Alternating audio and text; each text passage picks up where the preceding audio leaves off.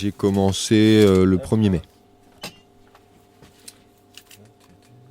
Converser, parce que dans le cadre de moi, mon activité, là, c'est vrai que si je converse pas, je pense que je vais pas me faire beaucoup de clients et que ça fait partie du job en fait. Il y a 50%, c'est on va dire un service, c'est de l'alimentaire. J'apporte de l'alimentaire au porte-à-porte, mais il y a 50%, c'est du social et en fait, les clients et clientes ont envie de parler, converser, d'avoir des nouvelles du Brionnais, savoir ce qui se passe, etc. Voilà. Toi, tu serais partante pour... je te fais un panier de légumes de saison, quoi. Tutoyer, parce qu'en fait, y a un vrai lien qui se crée entre les clients, les clientes réguliers, régulières et moi.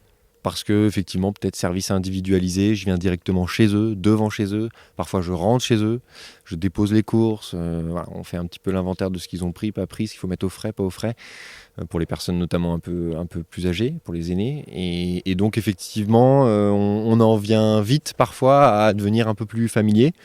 Mais dans le bon sens du terme, et du coup à se tutoyer effectivement. Alors c'est d'abord les clients et les clientes qui en général me tutoient, et ensuite je fais de même si je sens que cela m'est permis évidemment. Si je peux passer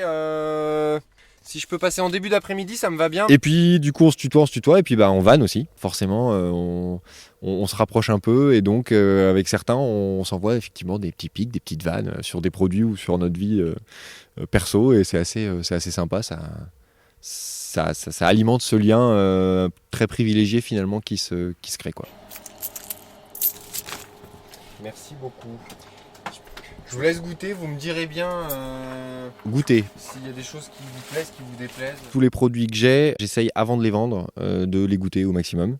Tous les fruits, les légumes, parce que ça peut, comment dire, il peut y avoir des produits qui ont plus ou moins bien supporté certains trajets des fournisseurs, des producteurs. Donc je goûte avant pour être sûr que ce que j'apporte, ça soit frais et bon aux clients. J'ai goûté tout à l'heure, elles sont bien sucrées, quoi. Puis je leur fais goûter aussi aux clients. Parfois, quand ils sont pas convaincus, je détaille un petit peu ce que j'ai dans le magasin, d'où le verbe détailler.